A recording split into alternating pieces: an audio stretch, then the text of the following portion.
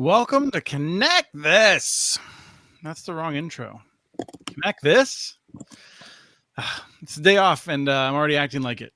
It's been a long week. I'm sure, like all of you, you all stayed up to watch every last minute of the Milwaukee festivities with the Republican National Convention. Yeah, pretty much. We're gonna talk about broadband. Yeah, no, I didn't. I didn't watch any either. I took photos of children all weekend last weekend playing soccer, and now I'm selling them to their parents all week and editing them. So that does not sound right. Yeah, you should say that in a different way. Yeah. Well, the other thing that we do is I often say, like, I'm a sports shooter, and this week it also doesn't seem appropriate to be using that language. So but anyway, I was a photographer before I got into broadband. I've kept it up, and I have 2 weeks a year where I have big, super heavy weekends, 14-hour days, and then try to edit all the photos as fast as possible and stuff like that. It's really fun, and it was a great weekend to be unplugged, except for listening to podcasts at 2.7 speed. But let's talk about broadband. That's why we're here. We're going to talk about internet access today. We're going to 2.7. Like, is that very specific of how quickly you listen? I'm working my way up to 3. The hardcore people are at 3. That's the goal. Okay, keep going. Okay, keep going. All right, we're talking about a couple of interesting short topics, and we're going to spend a lot of time talking about the FCC, Federal Communications Commission, and Supreme Court and such things, because we got Gigi Sohn on this week. So I'll introduce Gigi again in a second, but first we got the regular crew. I'm going to start with Doug Dawson from CCG Consulting. Welcome back. Oh, thank you, Chris. It's always a pleasure to end my Fridays this way. So, excellent. Well, I'm glad that we could do it again. I'm sorry that it has been we've been on every third week lately because of my schedule and whatnot. But maybe we'll get back into it soon to try and do it a little bit more frequently. Travis Carter from UTOPIA Fiber. Wonderful top 10 weather day today, Travis. It's been a great week. Beautiful out there. Well, and not to like foreshadow too much. Oh, there we go. Let's shout out to my man Ruben.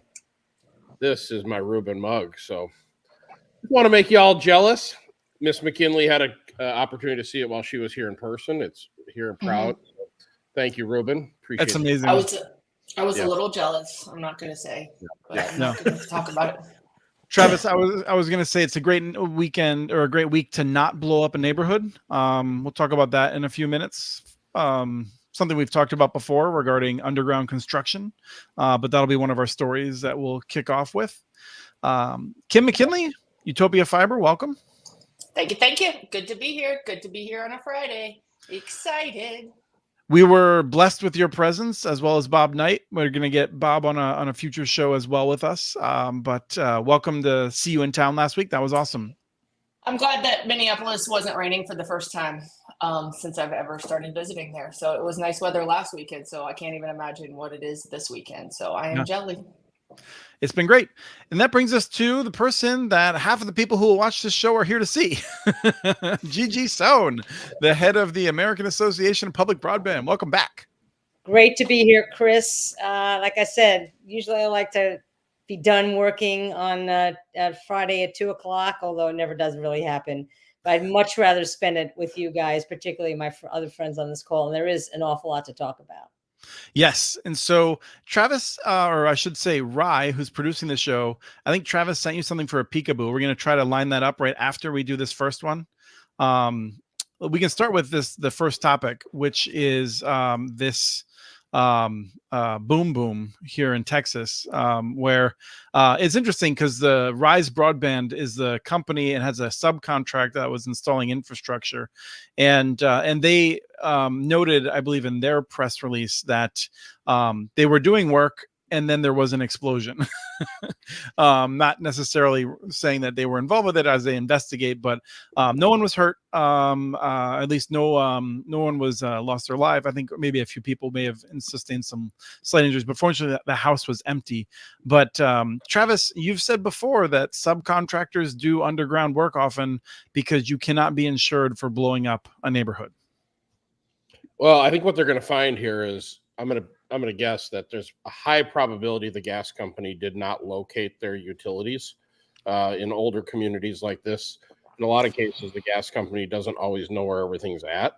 But I think broadband gets a bad rap because it's a lot of construction happening right now. This thing happens with water, sewer. It happens with everything. And you would actually be surprised how many gas hits there are every day across this country. And most of them are contained and don't result in a massive event. It is it's actually very difficult to ignite natural gas when it's under pressure. So this is an anomaly. I have not heard about one of these for years now. Yeah, and I mean, it's also possible it's a coincidence, I suppose. Go ahead, Doug. If you recall, when Google Fiber started building their very first market in Kansas City, the very first week they had a gas explosion and killed somebody. I mean, that's the last one I remember. It doesn't happen very often. So way to bring it up. Way to bring it back to the front. Well, we got. Hey. Well, and actually, there are. You could probably. I haven't researched it, but there's just there's explosions that happen just through your gas appliances when the pilot light goes out and stuff. So I think Rise will get a kind of a bad rap on this one, but it's more common than you would think. I think that we've all had gas hits, right? I mean, Travis, you have probably had gas hits just as well as UTOPIA Fiber has. I mean, it happens with this kind of construction, like you just said. It just happens. Yeah, in a metro area like us, what typically happens is there'll be an older gas service that was capped, and they installed a new gas service. They locate the new one, but they don't know where the old one is. That's what happens more often than not. So the very key thing is with your subcontractors, do not penalize them for hitting gas, so they will hide it. Make sure that when they smell, you call 911 and you get everybody out there. And I didn't realize the extent to which if you have a gas line that have been under pressure for decades, and then it's not carrying gas for a while, and you hit it, it is going to smell like you hit an active gas line. Because we replaced all of the gas in my house. As part of an upgrade for more efficiency and things like that. And I thought we had a leak, but it was just we had like one piece that had been left open that had not been carrying gas anymore for a while, and it reeked. So anyway, I don't want to spend too much time on it. But there's one key thing to that story that you need to pick up on. The reason there was an explosion is because nobody was home. If somebody had been home, they would have smelled it. They would have turned, the gas would have been turned off. This would be a non-issue. That makes sense. It was just the fact that there was nobody there. No one detected it. Yep, exactly. Okay. Peekaboo number 2. What do we got? So this one here is basically what we're looking at is one of the most difficult when we talk about fiber deployments situations that you have with the all hard surface. Bikes locked up, these are things that are a real, kind of a real challenge. So when people say you can't serve everybody, this is an actual scenario that I wanted to point out. That's because you want to be in the grass, right? You want to be in the grassy boulevard. Well, it's just these hard surface downtown corridors. This is when you get your $100 to $200 a foot kind of construction. Yeah, which is what, like 5 times normal for you? Oh, yeah, or 10 times. So urban development of fiber networks, this exacerbates the issue. Most of these networks that we talk about now are in rural areas, are actually reasonably easy to deploy. This is what you also need to be thinking about. We love a good bike lane, Travis. I don't know what you're talking about. It's good for the environment, those bike lanes. But I would agree. I mean, but this is where people would argue that micro trenching comes in handy for these kind of situations too. Yep, and in southern climates it might work, but up here in the north where it'll heave, not so much. Yeah, you hope there's an alley in the back of those buildings is what you hope for. So yeah, if you can get on the pole, right, or down the alley. Yeah, that's where we did talk briefly about micro trenching when we were together having wings last week, because that's what we do. And there's still a loss as to how the second and third companies micro trench around the first micro trench. So yeah, I'm not sold on that technology. I don't know about you, Doug, but I'm just not really sold on it. All right, we're not going to get into it. We're gonna jump another into show. The FCC just made some decisions, and I'll just give a shout out to our intern Jack, who I believe is probably watching here on his last day, but he's attended some of these meetings and given us some eyewitness reporting, which is great for those of us that aren't in DC. And there was 4 decisions that I thought we might tap into Gigi's knowledge and background to get a little bit on. A couple of them are more interesting, I think. Mandatory cell phone unlock after 60 days. That seems pretty cool, pretty self-explanatory. I don't know if anyone has any thoughts on that. Gigi, you want to start? I only say it's a good thing, obviously, but I also think that's the way industry was heading anyway. So I'm not sure it's so, I'm not sure it's that revolutionary, but there's nothing wrong with making sure that the bad actors don't act badly. So I'm certainly supportive of that. I will say the first person, and this will bleed into I think your next topic, the first person to start mandatory unlocking was acting chair Mignon Clyburn. She was the first person to go in that direction. She also required mandatory interconnection between wireless providers. People, her tenure as chair was short, but she accomplished an awful lot, and she had no problem with stepping on toes. She's was a lot less cautious than I would say the current leadership of the FCC is. Which is interesting because she was considered fairly cautious at the time. As an interim chair, often I think appropriately is, come in and suddenly do a lot of crazy things. But the unlocking we're talking about is so you could move your phone from one carrier to a different carrier.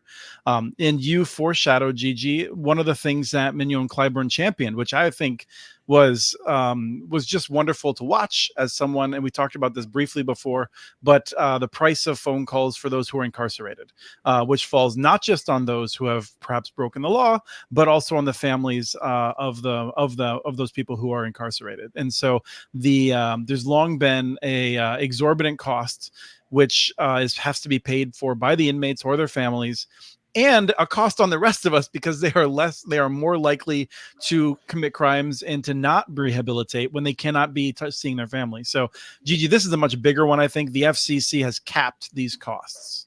Yeah. So the research has shown, as you said, Chris, that without family contact, recidivism rates are higher. Life in prison, which is not pleasant to begin with. Not that I know from personal experience, but is even less pleasant. And that contact with the family is just essential to rehabilitation and then reentry into society. And the prices that these companies, and there's just a handful of them, I think it's a duopoly, charge are just ridiculous. Like the kind of prices per minute we used to pay, in the 80s or even the 70s. So this is monumental, although again, it is mandated by a piece of legislation called the Martha Wright-Reed Just and Reasonable Communications Act of 2022. So this is mandated, although the FCC is proposing to go further, which is very, very good. Look, one thing about this issue that's been very interesting and is not common in communications policy was really bipartisan. Right, this bill wouldn't have passed, but the right, as well as the left sees it as a way to save money. Right, is to get more people out of prisons and get them back into society. Left see it as a social justice issue. I don't care as long as the policy is the right thing to do. And they were able to get this law passed, and the FCC relatively expeditiously implemented, and again is proposing to go even further. Now, let me jump in here. For about 15 years, I have been a professional witness on behalf of prisoners. So I have testified in numerous state proceedings on this issue, and I've written a whole lot of FCC testimony in the various dockets. We're not done yet, because the new issue is they're now charging a ton of money for video calls, which are not really calls. And so now we got to do it all over again, because they're charging $1 a minute to have a video call, a Zoom, like we're on right now, to have a Zoom call with your family, $1 a minute from the prison. And so we finally beat down these rates, and the rates were, quite honestly, at payphone rates, $1, $2 a minute, $3 to set up the call. They were incredibly high. I mean, and families paid them. Prisoners don't have money. The families have to put money in an account to have the conversations. And a lot of families simply obviously can't afford that when a call is $25, right? Yeah, and then prisons So, are yeah. they're also located physically in remote areas often, so Well, families aren't able to visit in person. that's the other thing is they often ship prisoners to other states. So instead of being in the local jail, but even local jails were charging 25, 50 cents a minute for a local call. So I thought where Jack had there's no said that. cost. I think there Yeah. might be an interim cap on the video calls that is going to be There- revisited in a rulemaking. Is that right? I'm not aware of a federal cap on the video calls. No. Gigi, you were going to say something. I don't. I'm not sure. But I also wanted to say that the video call rates are even more outrageous when you consider that a lot of jails are limiting in-person visits. Right. Right. So Yeah. it's just like you're being driven, like the prison industrial complex. I mean, it's not my greatest area of expertise, but if people really knew, people don't care, right? They broke the law. They're prisoners. They belong there. But the prison industrial complex, I mean, and how it affects society is a whole nother kettle of fish. And I think if people really saw what was going on, they'd be completely outraged. Yeah, no, I agree, and then for me, one of the things that I feel like is not talked about enough is just the costs. One of the reasons the prisons justify these costs sometimes is because that's how they pay for other things because they don't have the budget. So this is a complicated issue. Yes. But go ahead, Doug. Go ahead and wrap it up. Yeah, they use these revenues to pay for completely other things. Yes, absolutely. Yes. And so before the call, Travis was just saying that he found me to be an interesting person as I talked about one of the other things I was involved in. And I feel like Doug just, the expert witness on all this stuff. There's all these other things. I feel like we're over the next year or two, we're going to keep finding new things that Doug has been doing. Yeah, Travis and I were texting back and forth, but all of you seem really educated on this subject, and we're kind of idiots on the prison reform issue. Well, so I'll just say, this started for me in 2010, 2011-ish, I feel like. Media Justice, an organization that now has changed its name, I believe. I'm trying to remember exactly. But they worked on this campaign. It was a real grassroots effort. And so I learned about it through them. And it's also a sign, I think, of this is a righteous issue. And it took them more than 10, 12 years. They got some movement at the FCC. Then they got some movement in Congress. And now they're getting movement again at the FCC. That's kind of how this works if you really want to make change. Again, this is another place where Mignon Clyburn, she's the one that kicked it off of the FCC. I will say, don't feel bad, Kim, because you may not know about prison phone justice. I don't know all that much about gas leaks, or at least not the kind of gas leaks you're talking about. So please don't feel bad. So we have another thing that I think Gigi's probably, maybe Doug wrote the rules on this. I don't know. Caption streaming rules. This is something where Gigi, I've asked you about this before publicly, because I feel like we argue about things the FCC does and whether we like them or not.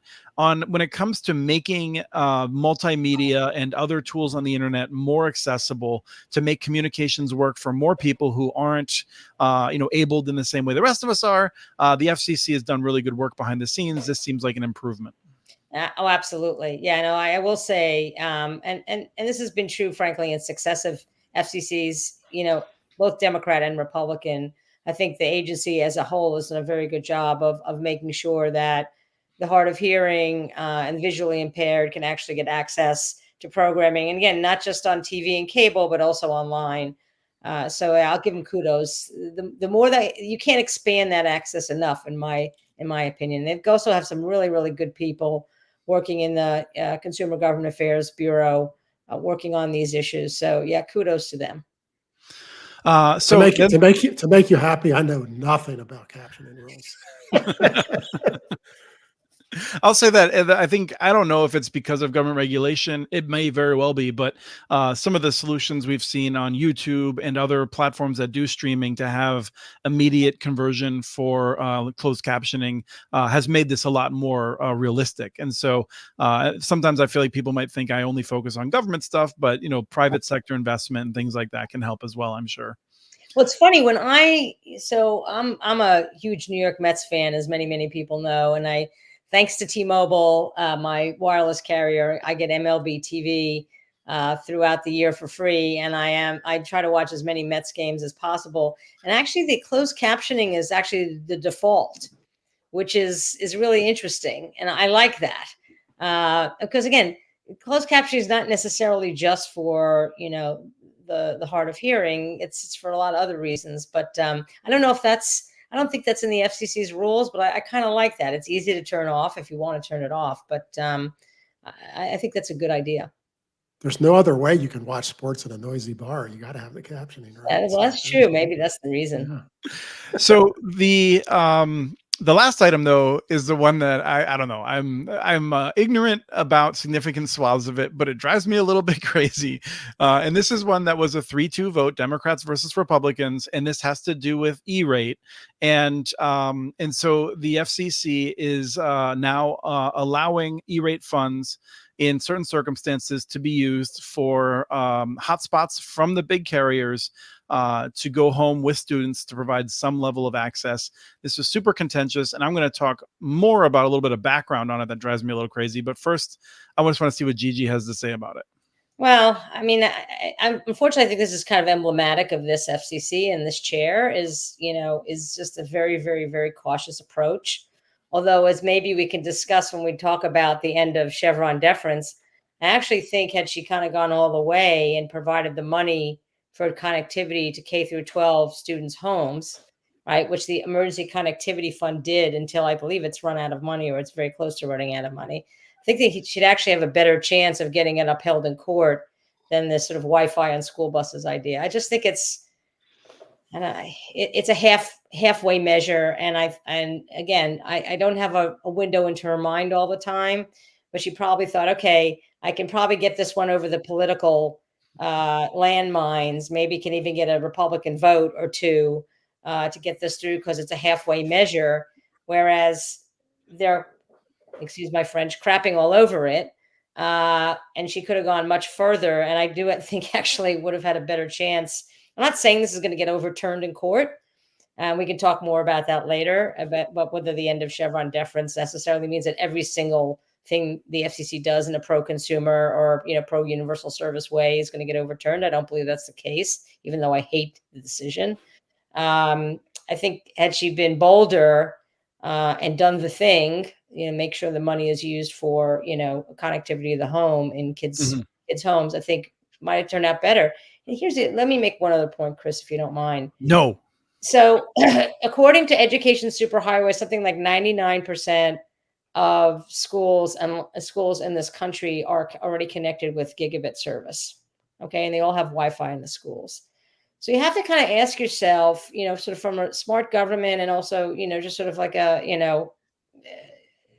just as a person that cares deeply, about kids having connectivity, is why are we continuing to have the E-rate give so much money for connectivity to and inside the schools? Isn't it time to kind of relook? I'm not saying have less money, but I'm saying, why don't we really look at the money that's in there? I think it's about, $6-7 billion a year that E-rate has. So maybe it's less than that. And say, what should it actually be going to at this juncture? Mm-hmm. Let's come back to that in a second. I want to see what Doug has to say about this, because I want to spend a few more minutes on this. Yeah. Well, I have all sorts of issues about hotspots. I work in a lot of very rural America. And the interesting thing about rural America is the places that don't have broadband typically also don't have cell coverage. So these are worthless there. I mean, I just talked to a county recently who has trying to be sending home these, and nobody can use them because when they go home, they don't have any cell coverage. And so, now, and then these things, now the alternative to that is in the cities, there's libraries who give these out who they can't keep them in stock. I mean, everybody in cities who can't afford a connection, particularly with the end of ACP, this is a good way for kids to do their homework. And the cell speeds are decent in the city. So it's actually, well, they can be. But I mean, when I talk to folks in California, in the Lindsay School District, for instance, I think I'm remembering correctly, when they sent the hotspots home, they've realized quickly there's no capacity. And so everyone had very slow service because there had been no investment to provide that level of service in those neighborhoods. So that's a problem. If you send a whole bunch of these home to one neighborhood, you just overloaded the tower. But so here's the thing, and like I want to spend a minute on this. And Travis and Kim, certainly, if you have any thoughts on it, I'm per my usual operating approach, I gave you no real warning to study up on it. But in the Obama years, Boulder schools in Colorado had built this network with E-rate dollars, and they recognized that a bunch of kids in a housing project in a public housing facility had no internet access. None of them were able to get online, and they were like, well, we could just connect it. It's not that far, and they used their own dollars. But I think they tapped into the E-rate line that they had already, and so they were then mixing this apartment connection with the E-rate rather than having it separated. And if they had it fully separated, then they could have perhaps worked something out, but they were intermingling funds in some way. And so the FCC had learned about it and called up the school district and said, hey, did you know you're violating the rules and the law and you're really about to get in a lot of trouble? You might want to stop. So they petitioned for the FCC to allow this kind of use. And it was, I think, too late. I think, Gigi, you were probably there at the time. I think it was too late for your FCC to do anything in 2016. I think Travis's favorite FCC of all time sort of said, we can't hear you. What are you saying? We're not going to deal with this issue. And so for 4 years, nothing happened there. And then I think a number of us thought that a certain chairperson who had committed herself to being the one that was worrying about the homework gap, that she was so focused on kids and connections, she might do something about it.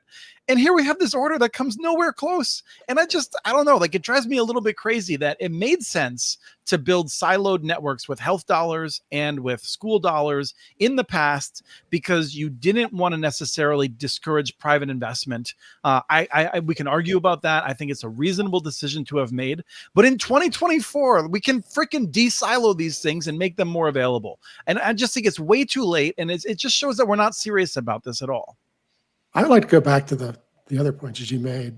No, I do, because I think it's time to talk about not using E-rate to pay for school broadband, because here's what happens. There's a lot of scam going on here, because what they do is the schools who get a lot of E-rate, so 60, 70, 80, 90%, they have a competitive bid to put out the bid for the E-rate, and the carriers are charging them $1,000 a month, and it only costs the school $100 a month. And so the carriers are getting a really exorbitant rate. They're not truly competitive because they're the only one that has fiber to the school.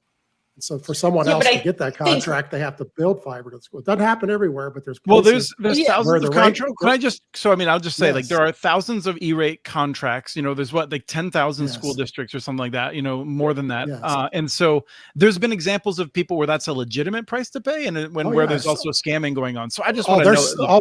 There's somewhere the prices so Kim, incredible. People give it for $50 and then E-rate pays 40 of it. You're right. So I'm going to disagree a little bit, because I think, yes, it's not far enough, but I got to give kudos that they're doing something. They could have blown this off and not done a damn thing. Excuse my language. So I've got to give kudos that they're trying to make a step forward. And I agree it's not where we should be. And I agree that it's not the ultimate goal of getting connectivity, but it's somewhat better than it was. And I think in some of this political climate, getting one step forward is better than just sitting and waiting for the Holy Grail to happen. No, I think it's but I had my little rant, but Gigi's point, I think, was that this came down to a 3-2 vote in which we settled for crumbs, and there's no reason to have ended up here. If we were going to end up here, we should have had something that would make a bigger difference in the lives of these students. That's a fair point. Gigi, you've got a fair point there. That's definitely where I'm at. Look, I'm not ready. I'm not ready to agree with Doug to say, let's get rid of E-rate to schools and libraries entirely. Obviously, there are going to be some maintenance issues, but I'm not sure that the bulk necessarily needs to go to that anymore. Here's something else I want to raise. It's been a lot of talk. As folks know, there's this Universal Service Working Group on the Hill, and we've been waiting now almost 6 months for that bipartisan group to pop something about universal service contribution reform. And one of the things that has been discussed and has upset me enormously is getting rid of the self-provisioning part of E-rate. So right now, if a school decides to build their own network, they can use E-rate funds. Right, they have to show that it's more competitively priced than what the incumbents provide, which it is like 99.9% of the time.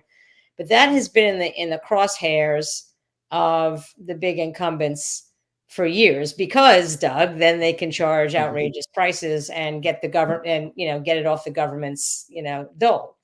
So that's something that I'm really, when this thing pops, I'm really going to be looking for, because I think that is an absolutely horrible decision if they're to go in that way. But it's something that the incumbents have wanted to get rid of for a really, really long time. This was Commissioner Mike O'Reilly, who I'm very fond of personally.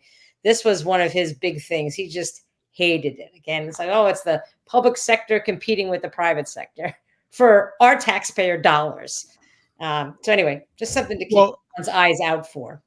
I have to nitpick with Rye, because I was going to dig out a show. We used to have a 1-page index of our Community Broadband Bits podcast, and I had a show with Joe McBreen, I think his name was, from the St. Vrain School District, in which he talked about the economics of why it made sense to do the self-provisioning, because it ultimately would save a ton of money for E-rate, because once the schools have their own, they pay a lot less, they have better service. And so the idea of that going away is really disturbing.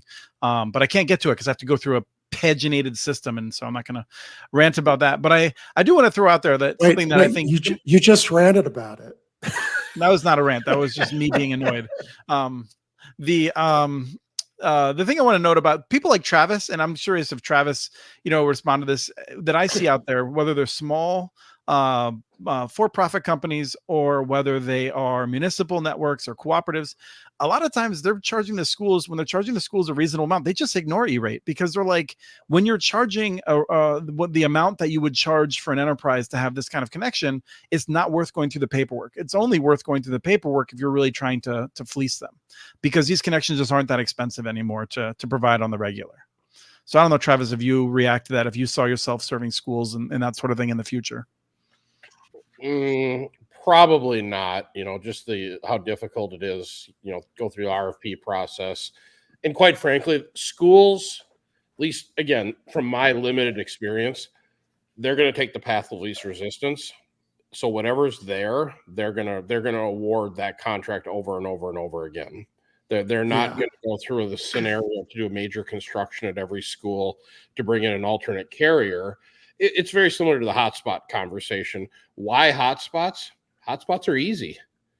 And I can give a student a hotspot, I can check the box that I did it and move on down the road. If you have to put a lot of work into it and figure out who their provider is, because I guarantee you, like here in the Twin Cities, during the pandemic, everyone would have been served better with just even Comcast Essentials, but they gave out hotspots for some reason because it was simple. Yeah, and then they later find out that half of them are never turned on. And as long as you don't look at that number, you can feel good about yourself. Yeah, they're slow, but you know what? You check the box. So, and again, this is just my little ecosystem that we were in. There's so many better solutions, but it really takes somebody with a lot of political moxie and effort and drive to push it through. Otherwise, most people would just take the path of least resistance. You don't get fired taking the path of least resistance. Let's put it that way. Yeah. We're gonna move on, and I'm putting in the future show, tear down the silo network, so we can come back and argue about the pros and cons of that. The Federal Communications Commission, as Gigi was hinting, has like all other executive agencies. So think of like the Securities and Exchange Commission and the Consumer Finance Protection Board, or whatever it is. All of those kinds of agencies have significantly lost power to the courts.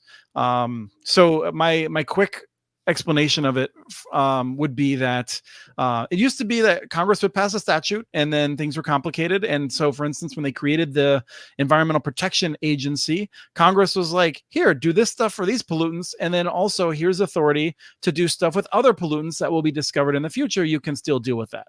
And some people find that that is too much authority, and they are worried about an executive agency doing too much that would perhaps be too costly for business and other things. And so the question is, who gets to decide how to interpret some of these laws? And basically, the courts had said, as long as there's not a lot of ambiguity, and even if there is ambiguity, we defer generally to the agencies.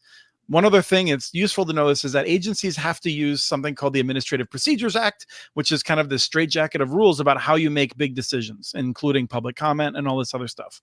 So as long as agencies followed that, the courts should generally defer to them. That led to, for instance, and this is cited in the article that I think Rye's about to put in the chat, one of the thoughts on how this will impact telecom. So when the Federal Communications Commission said, yes, broadband is Title I, that was okay. And then they switched it to Title II. And the court said, all right, well, you can do that. And then they said it's Title I again. And then, and as they're going back and forth, the courts were generally like, okay, seems like you have evidence for it. That may or may not have been the right decision under Chevron deference, and we can argue that separately. But there was this idea that the courts would defer to the agencies to make this point. This current Supreme Court, through this and a couple of other things you may have heard of, including major questions doctrine, is basically saying, no, the courts should decide more things. And the final thing I'll say about it is the reason that I think it's important, and I think other people on this show thinks it's important, is not necessarily just because, oh, we don't want the courts to decide. It's because this is all part of a larger effort to stop agencies from doing things. This is about stopping and making it impossible to do things that upset the big monopolies. That's my contention. So let me hand it first to Gigi, and then we'll roll around. Well, I've got a lot to say about this, so I'll try to keep it relatively brief. Overall, look, I've won cases under Chevron. When I was at the FCC, that was obviously, they upheld our determination that broadband was Title II, among other things, many other things. I lost many cases when I was at Media Access Project, so it could be a double-edged sword. Though overall, I think it's just an absolutely horrific decision. And I'll tell you why. It's because, can you imagine Court of Appeals? And that's where FCC cases go. They don't tend to go to district court unless it's an enforcement case. But let's just say that, or the Supreme Court deciding some difficult, issue around spectrum policy, or closed captioning or universal service. We'll find out. It's going to happen. That's what expert agencies are about, right? That's why we have them in the first place. But it's an interesting little irony that maybe the incumbent ISPs, to the extent that some of them were pushing for that, and I'm sure many were, when it comes to reclassification. So if I could just take a little walk down memory lane, in the early part of the century, the question came up whether cable modem service was a broadband service, okay? And the Ninth Circuit Court of Appeals said, yes, it is a broadband service. And that was the case that became Brand X, which said, well, it's probably not the best reading of the Communications Act to say that cable modem service is an information service and not a telecommunications service. We're going to give deference to the FCC under Chevron. And interestingly, 20 years later, when Clarence Thomas started to muse in his concurrences and his dissents about this, he said, look, a court determined that broadband wasn't an information service, it was a telecommunications service, and that should have stood. And people may also remember in the Brand X decision, Antonin Scalia, who was the only one among those 9 justices who ever worked in telecommunications policy, and he did in the White House, said, it's insane. By far the best reading of the Communications Act is that you can't read it any other way. Broadband is like pizza delivery. It's infrastructure that delivers access to the home. Of course, it's a telecommunications service, just like telephone. So I think when it comes to the classification, I think Title II is on very, very strong ground. Mm-hmm. Now, are the net neutrality rules going to be on as strong ground? That I don't think.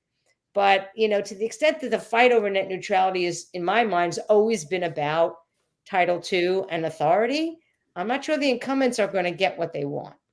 But Chris, let me just say one last point. Well, can I just clarify what you said first? Yeah, go ahead. So for people to understand, so the Title I, Title II is basically, Title II gives the FCC more tools to make sure that the carriers are doing what they say and that they're carrying our traffic without doing other things and interfering in some ways. That could very well, we could result in a situation in which broadband is very clearly, for now and forever, until the Communications Act is changed in some way by Congress, it will always be a Title II service. But the rules of how the FCC then deals with that could themselves be just constantly fought about in the courts. And they will be, by the way. Yeah. But here's something that, look, I was a litigator when I worked at Media Access Project. I see how the courts work. Nobody should ever really believe that judges just apply the facts to the law and that's how they come up with a decision, right? What Loper Bright, I think, opens the door even wider to are ideological based decisions, right? Wow, the way I read the statute, just happens to come out in a way that, my ideology determines. So it gives them, even taking that deference away, gives the courts obviously greater power to make decisions based on their ideological preferences. So I think for that as well, I think it's very, very dangerous. I have 10 more points to make, but I'll let someone else go first. Yeah, I'll go next. It's not going to result in more major lawsuits because every single major FCC decision already goes to court. I mean, there's not any of them that don't go to court. But what it gives the courts another way it's an easier path for them to say, you can't do that. They just go, sorry, that's, you didn't have the authority. Then they don't have to really rule on the issue. They can just say, you weren't allowed to do that, case over. And so that, unfortunately, that gives the court a lot of power. The scary thing is if the court then tries to actually say what the rules should be, but I'm not sure I don't think they're going to have that authority. They're just it's a cancel clause. This is a cancel thing clause. And it's not just the FCC. There's like hundreds of these regulatory agencies around. It's going to get nuts. I have some alternate thoughts. One thing is this possibly gives more power to the states to step in into some of these voids. And of course, we have several states who are very willing to do that. And of course, anytime California passes something, the ISPs quake because that's a fifth of the economy. Right. So that's one possibility. And that's something. The other possibility is that before you go into that, let me just say, for people who'd like to do more of that, if you can find anything Blair Levin is writing, he just did an interview with Light Reading. Yeah.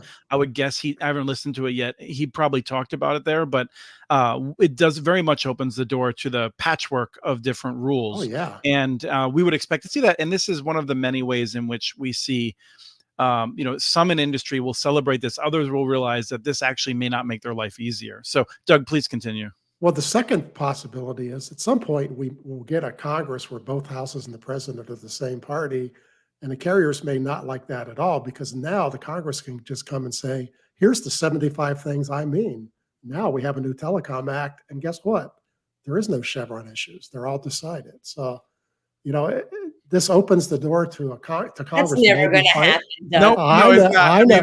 It's so not going to happen. That's not going to happen. Even if it did happen, I can dream. I can dream. Well, the thing is that, and I'd emphasize this. I'm happy to hear Gigi say it because I don't always hear lawyers agree with it, and I don't have a law degree. I poke around like a punk.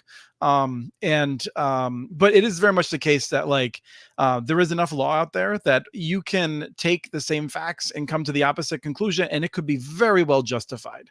And so what we need is some certainty that is reasonable. And I agree with that. I just I feel like we don't see that consistently from the people that are pushing for these decisions. They want the veto on the things that they're opposed to, and then when their person is in power, they want that person to have basically total authority to do everything and not be backed and not be vetoed. Well, speaking of, I do have to agree. The FCC has less chance of getting things done, even if they had all the houses, because there's plenty of Democrats who are in the pockets of carriers too. So, but at least the Congress might step in on things like the EPA and all. So let's hope. So, yeah. So Blair actually wrote a really good piece for New Street Research called "Chevron's Demise: What May Be True for Some Sectors May Not Be True for Telecom," and he makes the point. A lot of stuff at the FCC is. We talk about net neutrality, we talk about digital discrimination. That's the big sexy stuff. But then there's just kind of interagency fights, right? Like over spectrum, over various and sundry issues. And in that case, maybe it's, if you're not the favored industry, it's not necessarily good for you. So I think to the extent that some of the major players in the telecom industry may have been, part of sort of this movement to get rid of Chevron, it may not turn out to be exactly what they asked for. And yes, I'm sorry, Chris, I don't like to call, it's often termed derogatorily by saying, well, the patchwork in the states. Well, you know what? States should have the ability to determine what's best for their residents. And yes, and if California passes a law, that probably becomes a de facto for the country. So I don't necessarily view the patchwork as a negative. And I do think the FCC, even when I was there, used its preemption abilities, I think, a little too quickly and a little too stronger than it should have. Yeah, and one of the things that I always think about when I hear the patchwork, I mean, I will say that it is harder to run a national company with a patchwork.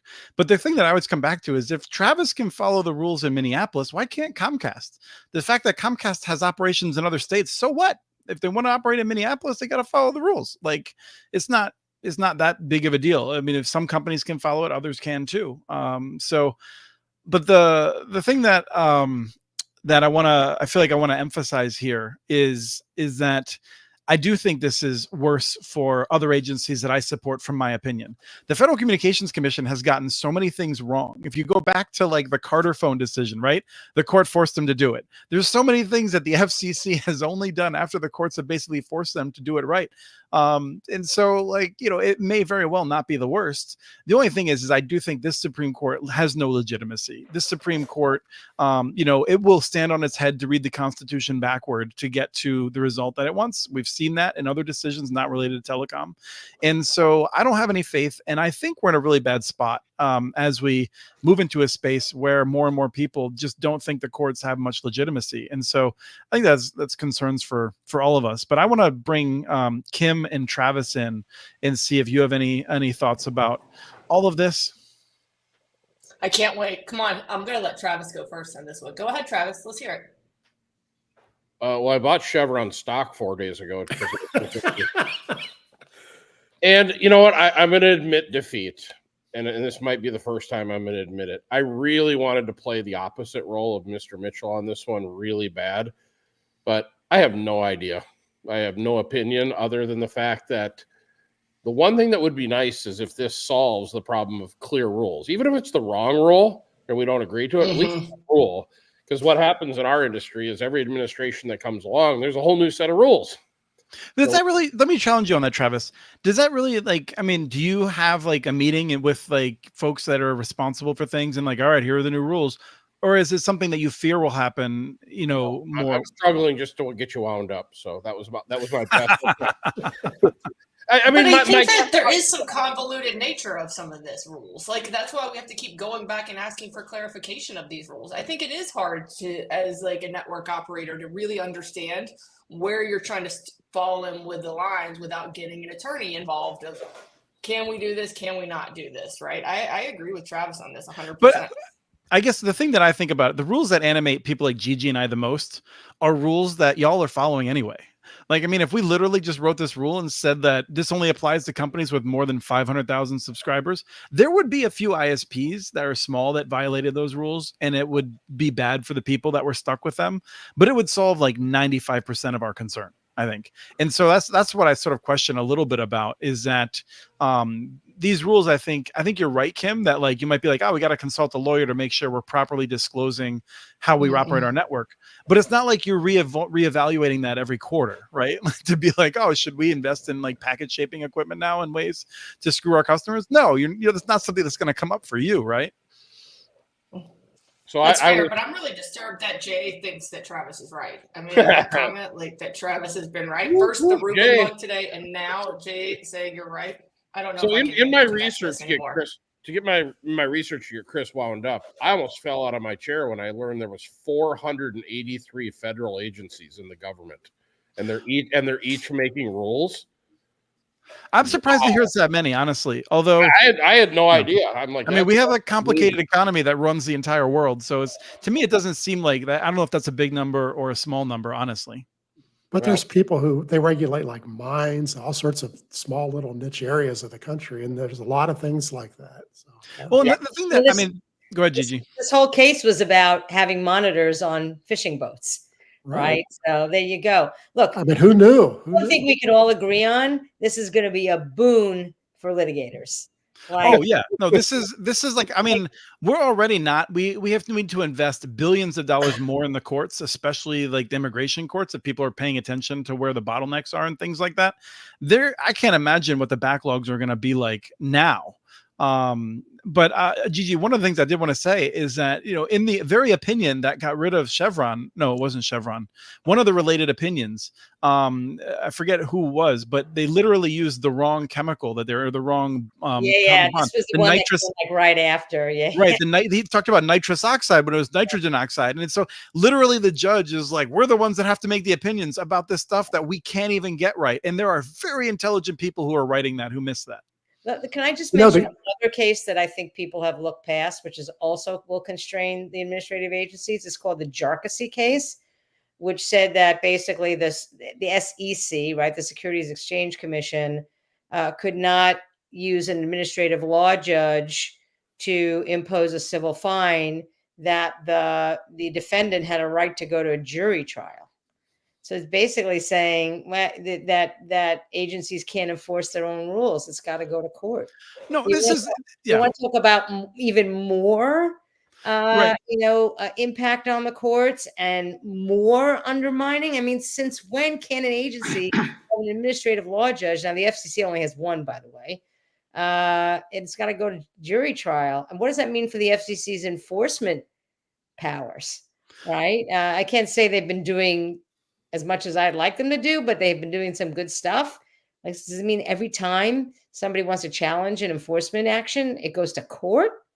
Well, this is what drives me really crazy. And honestly, like, it comes down to seeing whether it's the people at Arthur Andersen who are responsible for Enron, whether we're talking about the corrupt politicians like McAuliffe's, I think, in Virginia, or Menendez in New Jersey, or any number of other people. The Supreme Court literally, and others as well, seem to be in the idea that unless you can prove someone who's saying, yes, I am receiving this cash or gold bar from you now, and I'm going to go do this thing, and please record this for all that any evidence less than that is not sufficient. So I really feel like this is a situation of the judges just being like, this is very clearly two different sets of rules, and like no amount of evidence can like get you to one area, and any other decision you want to make, you can get to. I don't know. I'm wound up. Don't you keep gold bars in your jacket pockets, Chris? I mean, I've seen that people being like, there's like a betting pool as to how long it will take until Menendez is like guilty verdict is thrown out, basically, because there's not enough evidence. And there's not enough freaking evidence there. Like no one's ever been corrupt ever. Go ahead, Doug. One thing that we can't forget is the carriers win just getting this to court, and they're actually in favor of this. They don't care if these cases are in court for 9 years. Mm-hmm. Because they're put on hold, and they're like, well, we'll find out in 7 years, right? I mean, that's a victory all by itself. Even if they lose, they got it deferred for 7 years. So, I mean, this is really going to tie up the courts. I mean, I don't know about the 480 if that's the right number, but that's a lot of lawsuits that are going to hit the courts. So one of the things that Blair also said was that he thinks the digital discrimination ordinance will likely be overturned. I don't know if it'll be overturned at the first court that it hits, but he seems to think that this thing, which we all agreed will more or less do very little by itself, but does actually provide some room for others to do. The state of California right now is considering whether to adopt that definition, but that could very well be thrown out. And to me, it seems like no matter what kind of compromise might be struck with industry by someone at the Federal Communications Commission, you can bet they're then going to spend the next 7 years trying to undo it. And I don't know, maybe that leads to certain commissioners just saying, we're going to be more strong. We're not going to try and make deals. If you're going to sue us anyway, like, let's make really strong rules and fight about it. Travis? I just don't want to let that moment slip, because I think that was Gigi's first partial Mitchell rant, and I'd like to make sure we give her the gold star of the. Yes, yes, one gold star. Yes. Yeah. Well done. Well done. Gigi, you were going to say something? Yeah. So I don't know if I necessarily agree with Blair. First of all, a lot depends on what panel you get.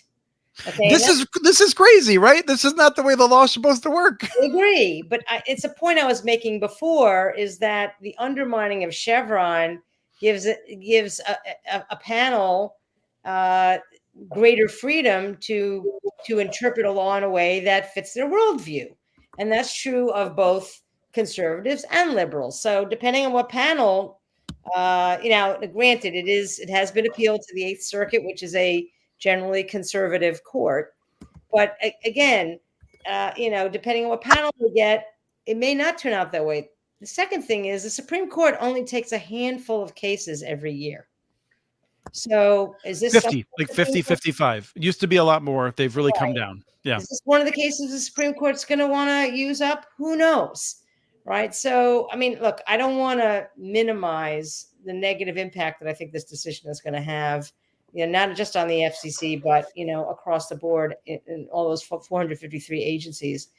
But it's not, I think it's very, very difficult to say, unless you've got a panel of, 3 Trump appointees, that you're necessarily going to lose, or that the Supreme Court's going to take the case. I think people have to be a little bit careful. And I think somebody else made the point that I made earlier, is that depending on who's running the FCC, Chevron is either a good thing or a bad thing.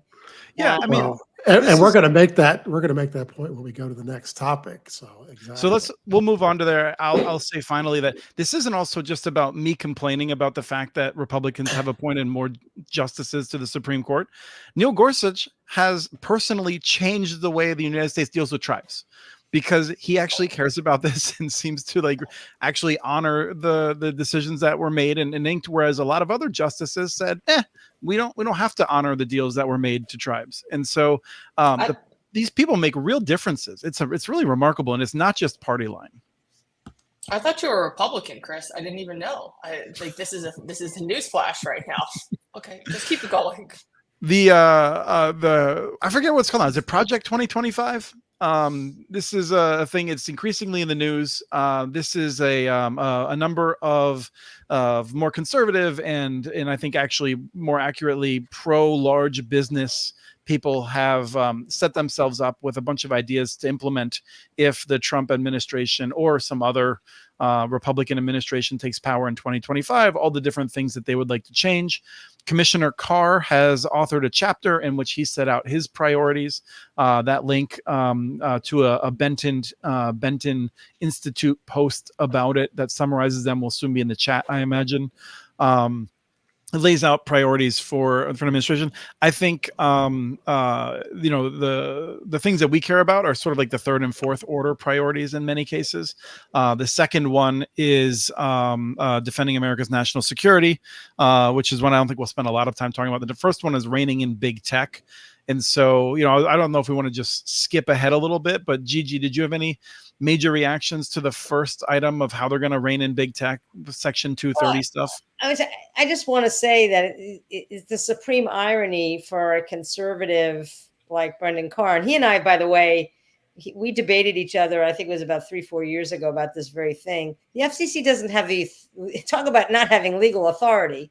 They don't have legal authority to change Section 230. They don't have legal authority to ban TikTok.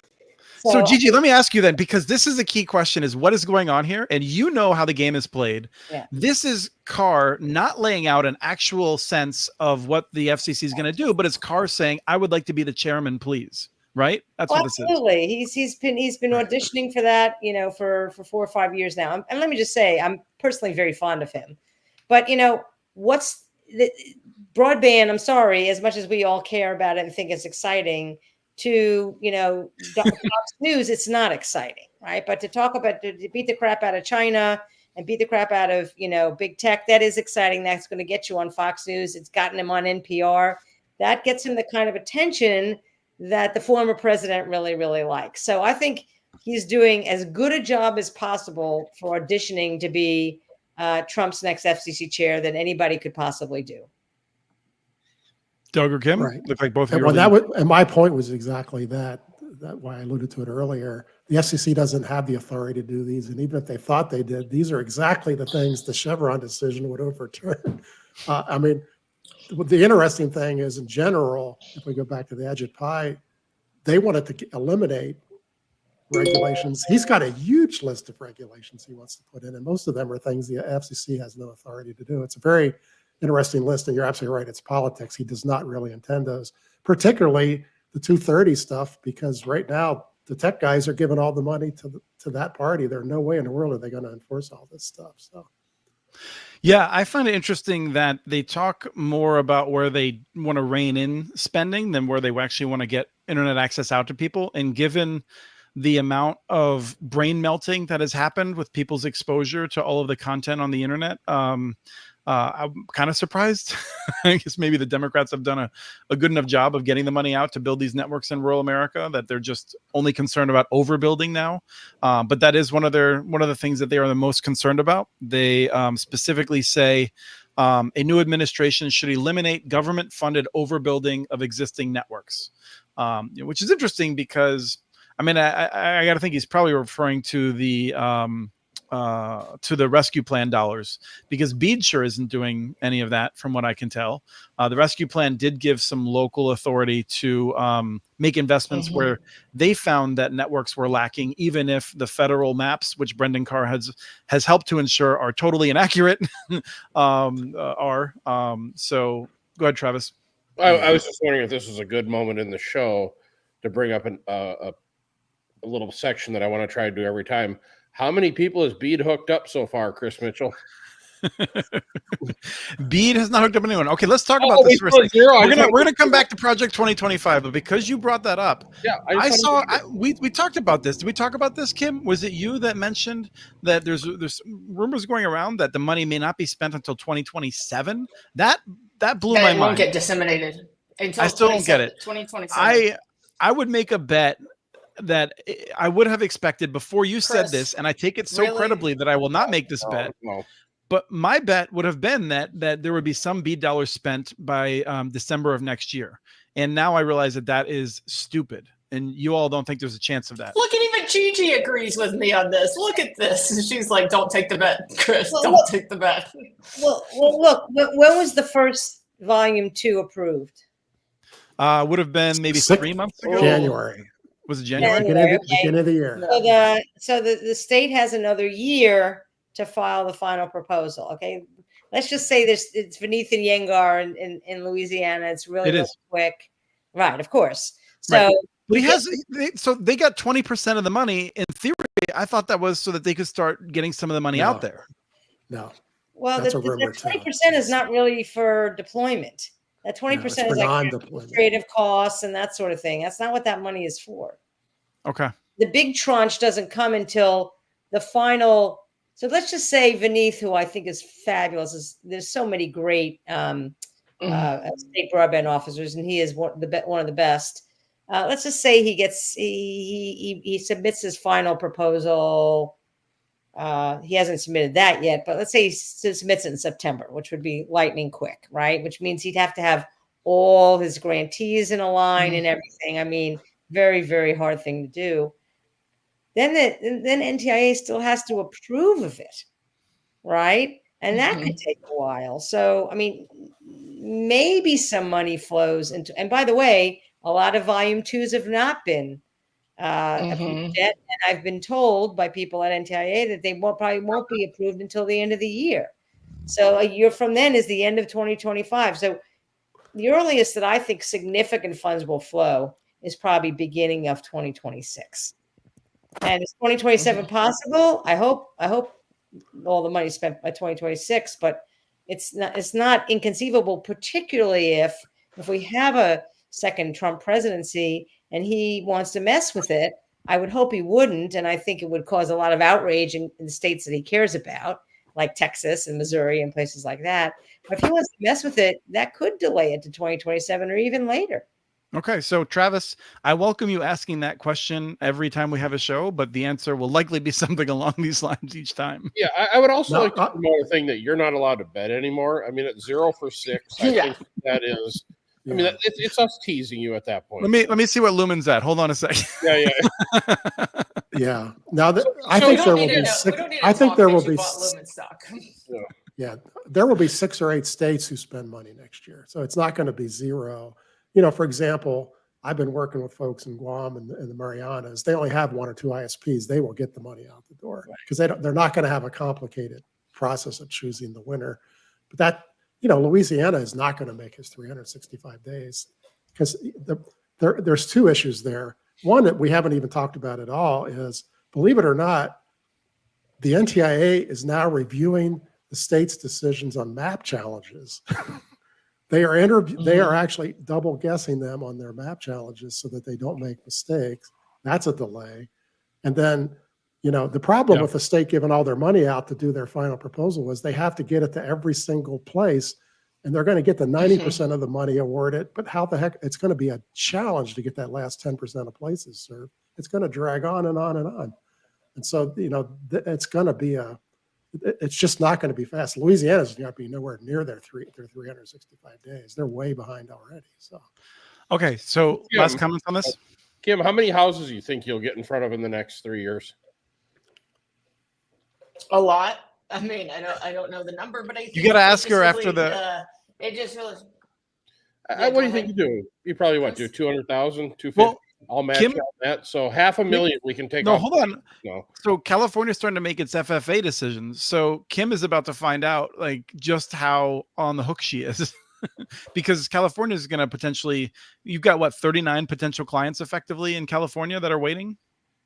I would like for you to stop talking right now so I can go to have some sleep tonight and not stress about that 39 county project. But I think it is going to be dependent on a lot of these things. I mean, but yeah, I think what you're going to see, and I'm not saying that BEAD is not a good program, but I think you're going to see in the next 2 years, you're going to see a lot of new private entities who are building to beat the BEAD money to get deployed, because I think a lot of people are just, no offense to people who love BEAD, I think people will just think BEAD is a joke at this point. A lot of them. I'm hearing big carriers saying they're not going after BEAD. That's a huge concern. That they're we also heard that Texas. Talking little Wisp. We also heard that Texas wasn't going to take the money. So I'm listening and I'm trying to discount. Well, the big carriers are saying that because they don't want to do an affordable. Now that ACP has dried up and blown away, and this Congress, let's talk about what Congress can do. They are not going to write 75 specific things into the new Telecom Act. They can't even extend a program that's wildly popular on a bipartisan basis. But they're complaining because they now are subject to a low-cost requirement without, having the federal government give them money to fulfill that. So I think a lot of that is threat. Although it is interesting to see how many RDOF locations continue to get returned. I just don't think the big incumbents really want to serve rural America. I mean, who's kidding who? I don't think it's entirely a threat. Some of these I are think not big incumbents.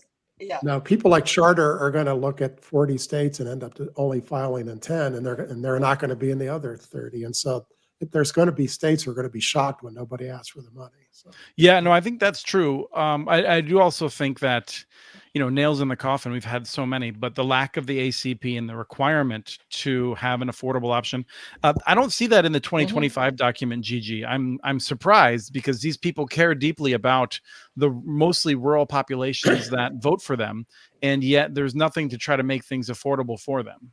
Well, JD, to be fair, JD Vance was a sponsor of the Affordable Connectivity Program Extension Act, didn't ask for any conditions. And his position is, if we're spending money, on Ukraine, why shouldn't we spend money to connect, Americans here at home? So I guess, he's a thoughtful populist in that regard. The Ohio Republicans have been dialed in on this. Many Ohio Republicans have been. Portman was, and so there's an interesting thing going on there. But Commissioner Carr, it seems to have escaped his notice that this was an issue. Well, look, Pi tried to destroy Lifeline, okay, and he almost succeeded. They just hate subsidies to poor people. It is the way it is. Right. And I'll be honest, it is hard as someone Tell us who how is, you really feel, Gigi. Tell us how you no, really but feel. look, I so just wanna let's be know. clear about this though. Brendan, we just don't agree on almost anything. Right. And and that's the thing is I'm not trying to give you a hard time about that, but like when you're dealing with low income populations, there's a bunch of scammers who see that as an opportunity to take their resources away from them. They are attracted to it. These are people for whom they have a variety of different circumstances. It is hard to craft programs that work. And so, yeah, there will be rates of fraud that are different from the amount of fraud in the home mortgage deduction that benefits me and other middle class folks, perhaps. But maybe not. We might just be ignoring all the fraud that I'm committing. Who knows? Happened in the Defense Department, $3,000 toilet. Anybody? I mean, yeah. Look, and this is where if you have a really sturdy enforcement bureau, you can tamp down on some of this stuff. And I don't think the FCC has done a particularly good job of going after the scamsters. And hey, one time I spoke at a conference at Temple University and then walked up to the pharmacy school and my friend teaches, and there must have been at least 10 phone scammers right then and there. Promising ACP discounts. Yeah. And they themselves are probably people who feel like they're doing a service. Like they're probably not getting paid a lot. They're just as much a victim in some ways. The people that get hired to actually do the sales. Okay. Last thing on 2025, Gigi, anything else that you wanted to highlight? Well, I guess what I want to highlight there are some things in there that are pretty sensible. Yeah, there are. Having a coordinated broadband strategy at the federal level. We need a broadband czar. I've been saying that now for 3 or 4 years since President Biden got elected. We need some coordination among agencies. A spectrum strategy. One, as much as I love my friends at NTIA that put together the spectrum strategy, it's kind of thin, right? I think we need a robust spectrum strategy. We need to fix, rip, and replace. I mean, there's a bunch of stuff here that I, find myself nodding my head and saying, yeah, that's pretty solid and it's pretty bipartisan. So there's some good ideas in there. Obviously, they want to tear down, every ownership regulation, every, all oversight over broadband, that kind of stuff. It's only actually in like one paragraph, but you know what they mean, right? It's just correct the FCC's regulatory trajectory and encourage competition to improve connectivity. Without actually really discussing how you actually would promote competition. The other thing I will note that I don't like is, again, a lot of discussion about how do we book Bigfoot the states and local communities, right? That's what I wanted to talk about. Yeah. So go ahead and hit it. In terms of, the 5G rollouts, the towers and everything. That is the pipe dream of industry, shot clocks on local communities, and other mandates to get them to fall in the line. Yeah. So if you think 5G is making a huge difference in your life right now, then you should support those policies. If, like the rest of us, you're pretty confused why we gave billions of our dollars to these big companies so they could roll out 5G a little bit faster, then you should be curious why we should give up local authority over these decisions. Well, we're considering giving them more, right? Yeah. 5G fund, right? This is, the chairwoman's ready to move forward with a 5G fund. And I'm like, why? Yeah. I don't know anything about the 5G fund, but I suspect that I would have serious questions given that 4G, which is what I find myself on still a surprisingly high amount of time when I'm traveling around. And frankly, half the time I have 5G, I have sub 4G connectivity still. It's pretty limited. So anyway, there's a lot of things going on at the national level. We'll continue to track them from time to time. Thank you, Gigi. I want to see if anyone else has any last thoughts before we conclude with our time with you. Kim? I agree with everything Travis said today. Not you two. Not you two. What is that? Shout out to Ruben for the mug because Kim didn't get one. So right. Yeah. This is my Ruben. Ruben is our number one fan, and he sent me a mug. Fan. Yes. Yes. Well done, sir. See McKinley, look at that. I am curious, like how he found your address. It's called the Google. It's on the website. He's an ISP. It's not hard. Yes. Oh, right, the work address. I assume that it showed up at your house with Ruben on your doorstep handing it to you. Well, that 7 would be a.m. better, but no, Kim and Bob Knight showed up at the front door instead. So, He tried to shoo us away. Kim, it's our last show before Fiber Broadband Association's Fiber Connect. It's going to be a big show. I will be there next Saturday. And for those who are going, Hootie and the Blowfish is playing that night on Saturday. So we start our Fiber Broadband Association with some 90s rock. But it's going to be a good conference. As of yesterday, I think they were over, they had more registrations than they did last year. And I think over 4,000 at this point. So it is going to be all of the broadband geeks in one place. I can't wait. As Gigi and many other people from the East Coast would say, it's going to be huge. Oh, one final thought, Mr. Mitchell. I have some homework for you. So apparently Trump's going to be president now. Can Gigi be in charge of the FCC then? That would be a very interesting turn of events. I'd like to see the causal To chain. make that happen, I have homework for you. So I've now assigned that officially to you. All right.